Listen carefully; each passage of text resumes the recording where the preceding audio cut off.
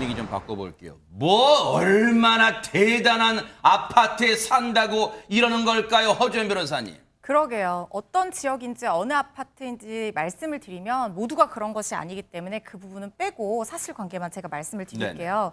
한 아파트에 거주 중인 A씨가 있습니다. 지하 주차장 있잖아요. 자기의 소형 트럭을 거기에 세워뒀다는 거예요. 출근하려고 봤더니 차문에 쪽지 한 장이 꽂혀 있었는데 바로 저 트럭인데요. 이 트럭인가 봐요. 네, 쪽지 내용이 황당합니다. 검은색 매직으로 아파트 품격을 위해서라도 화물 차량은 뒤쪽에 주차하시면 어떨까요? 라는 바로 저 쪽지가 저렇게 문 손잡이에 꽂혀 있었던 겁니다. 하하, 아파트 품격이요? 아니, 저 화물 차주께서 저거 열어본 다음에, 쪽지 열어본 다음에 얼마나 속상하셨을까요, 백성원 변호사님? 아니, 또 화물 차량이 주차돼 있으면 아파트 품격이 떨어지나요? 사실 저걸 보면 누구든지 기분 나쁠 수밖에 없을 것 같은데, 원래는 이제 이 인터넷 커뮤니티에 올렸던 이 차량 주인분께서 속상하지만 그냥 넘어가려고 하셨는데 지인들이 안 된다, 이거는 공론화를 해야 된다라고 해서 인터넷 커뮤니티에 올리게 됐다고 합니다. 네. 그럼 이제 제일 먼저 저 쪽지를 넣어놓은 사람을 찾아야 되잖아요. 네. 관리사무소에 가서 CCTV를 돌려보니까 또 하필 CCTV 사각지대로 이렇게 들어가서 뒤로 쪽지를 꽂고 나간 것으로 좀 본 것 같습니다. 네. 문제는 예를 들어서 저 소형 트럭이 불법 주차를 했거나 네. 아니면 뭐 주차선을 침범을 했거나 뭐 이러면 모르겠는데 그것도 전혀 아니었다고 하고, 저 아파트는 임대 아파트도 아니고 또 그렇다고 엄청 비싼 아파트도 아니라고 하는데 이분 너무 서러워서 좀 이사 갈까 고민 중이라고 합니다.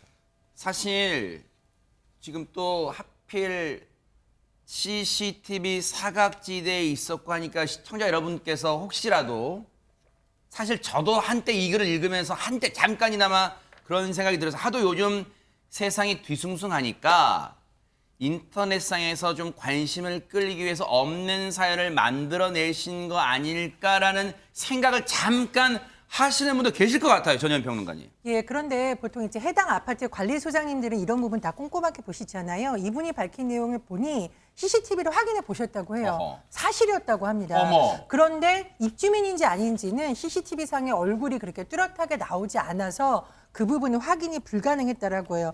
이 관리소장님도 처음에 이거 진짜 인터넷에서 올라온 거 맞아 했는데 CCTV를 보고 사실이라서 또 굉장히 놀랐다고 합니다. 아니, 잘한 일 같으면 당당하게 와서 CCTV 인데도 대놓고 와서 쪽지 붙이든가, 왜 하필 사각지대에 와서 딱 쪽지를 놓고 가요? 혹시 자기가 볼 때도 부끄러운 짓인 줄 아는 걸까요, 이건수 교수님? 아파트나 입주민의 품격은 이웃에 대한 배려와 존중 아닐까요? 아마 저는 그 생각도 해봤어요. 차라리 저런 차가 있다면 쪽지에 힘내세요, 응원합니다. 이렇게 열심히 사시는 모습이 우리 모두의 힘입니다. 이렇게 응원의 메시지라든지 이런 게 네. 하면 더 품격이 올라가지 않을까. 그런 생각도 좀 해봤습니다. 그러니까요. 저 사연을 접하신 누리꾼 분들의 반응도 궁금해지는데요, 화재근 평론가님. 굉장히 황당하다는 반응이 계속 나오고 있는데, 뭐 예를 들어서 제가 잘못 본 거 아니죠? 라든가 품격 없는 쪽지 잘 봤다. 그 쪽지 자체가 품격이 없다는 거죠. 네. 좋은 자리라서 심통난 거 아니냐. 아파트 품격 떨어지게 저런 행동을 하다니. 맞아요. 그러니까 그렇게 쪽지를 붙이는 거, 그 행동 자체가 바로 품격을 떨어지게 한다. 네. 그런 식의 댓글들이 나왔습니다. 지금 보신 것처럼 대부분의 우리 시민의식, 또 네티즌 분들의 의식은요, 높아요. 진짜 지금 한 말씀 한 말씀 다 진짜 구구절절 맞는 말씀이에요. 제가 더 속이 시원해지네요. 좀 힘내시길 바라고요.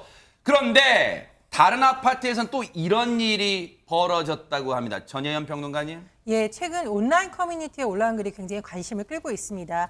피해를 당한 차주라고 밝힌 분이 글을 올렸는데, 지난주 일요일 17일쯤 자고 있는데 아파트 경비 아저씨가 전화를 했다는 거예요. 왜요? 차가 다 부서졌다, 박살났다, 빨리 나와라. 어머, 이 차예요? 그래서 나가봤어요. 그랬더니 누군가 고층에 사는 주민이 베란다에서 화분을 투척을 해서 이분 차 유리에 맞았고 차 유리가 산산조각이 났다라는 겁니다. 정말 혹시나 사람이 있었으면 어떨까, 너무나 무섭다는 생각도 듭니다.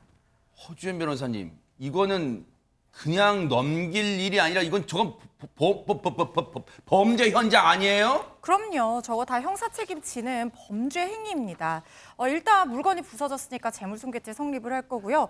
만약에 사람이 다쳤다라고 하면 고의 여부와 입증 정도에 따라서 뭐 상해죄나 과실치상죄가 성립을 할 수가 있고, 뭐 사망을 했다라고 하면 상해치사죄나 세상에. 과실치사죄 성립을 하게 될 수 있습니다. 그리고 저 아파트 사람 많이 다니는 곳인 거 누구나 다 당연히 아는 곳이잖아요. 그리고 위에서 물건 던지면 화분 같은 거 유리나 도기로 된 것도 많거든요. 저런 거 잘못 맞아서 깨지면 사람 죽을 수도 있어요. 아이고. 그런데 그런 결과를 용인하겠다. 그래도 상관없다. 만약에 이런 최소한의 미필적 고의가 있었다면 정말 심각하게는 살인죄나 살인 미수죄로도 의율 가능한 부분이기 때문에 절대 저런 행동 하시면 안 됩니다. 이게요. 인명 피해가 없었기 천만다행이지. 우리 가끔 그런 경우 있잖아요.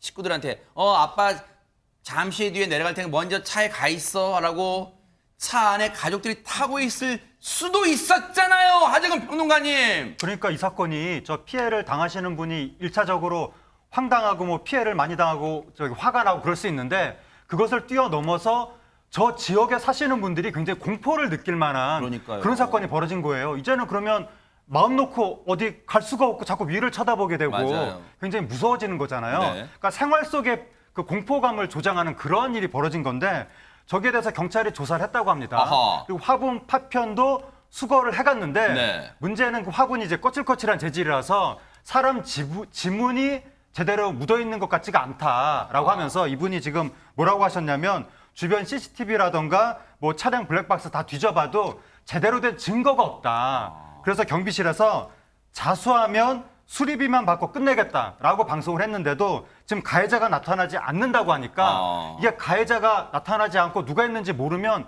계속해서 불안 속에서 공포 속에서 살아야 되는 거니까 굉장히 좀 답답한 상황입니다. 아니 사실 우리나라는 CCTV가 그래도 주요 곳곳에 범죄 예방 차원에서 잘 돼 있는 것으로 잘 알려져 있지만 근데 백성문 변호사님 사실 저런 일이 일어날 줄 누가 알겠어. 그렇다고 지상에서 저 고층으로 무슨 비추는 CCTV를 만들 수도 없잖아요. 그래서 고층 건물에서 저렇게 물건을 투척하는 행위들이 잘 안 잡힙니다. 어허. 얼마 전에 자동차 전용도로 반대쪽에 있는 아파트에서 음식물 쓰레기 던져가지고 본넷이 경폭 파였던 사건들도 있었고요. 네네네. 이게 안 잡힌 이유가 우리 CCTV 많이 보잖아요. 우리 네. 영상으로도 뉴스파이터에서. 네네. 그거 어디 가리키고 있나요? 다 땅 가리키고 있죠. 그러네요. 사건은 다 땅에서 일어나지 공중에서 일어나는 일은 거의 없어요. 그래서 CCTV는 밑을 보고 있지 위를 보고 있지 않습니다. 그래서 그러네요. 일단 대략 저 떨어진 뭐 속도나 저 차량 부서진 걸 감안하면 8층 위쪽 정도 된다고 그냥 추정만 하는 거지 실제로 위를 찍지 않은 상태에서 순식간에 떨어진 상황에서 그걸 누가 목격하지 않은 이상은 현실적으로 이걸 잡아내기가 좀 쉽진 않은 그런 상황입니다. 이건 이건수 교수님 이거는 진짜 그냥 넘길 사안이 아닌 게 왜냐하면 이걸 던진 사람 분명히 있을 거 아니에요. 그러면 이게 그냥 넘어가면 또 반복되고 안 잡히네? 라고 또 다른 나쁜만 먹을 수도 있어요. 반드시 잡아야 돼요. 특히 이제 아파트에서 뭘 던진다든지 이런 것들은 재범 위험이 있기 때문에 제가 이제 과거에 한 저런 그 총을 쏜다거나 물건을 떨어뜨려서 한 2번 정도 어허. 현장 출동한 적이 있는데 저런 사건이 발생하면 신속하게 그 물건이 떨어졌던 현장에 그 어떤 그 흙이라든지 또 화분이라든지 나무라든지 이런 부분과 파손 부분을 확인해 가지고 그 위에 현재 떨어질 수 있는 분들의 면담을 통해서 알리바이와 또 그 시간에 뭘 했는지 어떤 사람이 있었는지 확인을 하고 네. 현장에는 이렇게 그 화분을 떨어뜨리다 보면 흙이 다 떨어져 있거든요. 비슷한 흙이라든지 어떤 화분의 어떤 그 끌린 자국이라든지 이런 걸 통해서 범인을 적극적으로 좀 잡을 수 있도록 해야 될 것 같습니다. 과학 수사가 필요한 시점이에요. 그렇다면 전혜연 평론가님 이 사연을 올리신 분은 글을 어떻게 마무리하고 있습니까?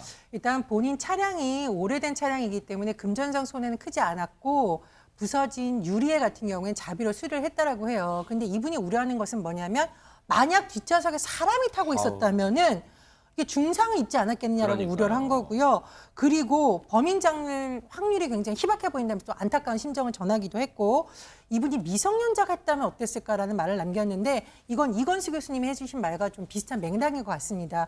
아이가 혹시나 장난으로 했더라도 이거 아무것도 아니잖아 하고 똑같은 행동을 했을 경우에 자칫하면 범죄로 이어질 수 있는데 이분이 이제 CCTV에 대해서 좀 사생활 침해 안 되는 거리에서 고층을 향하는 CCTV를 좀 설치하면 어떻겠느냐 이런 바람을 나타내기도 했습니다.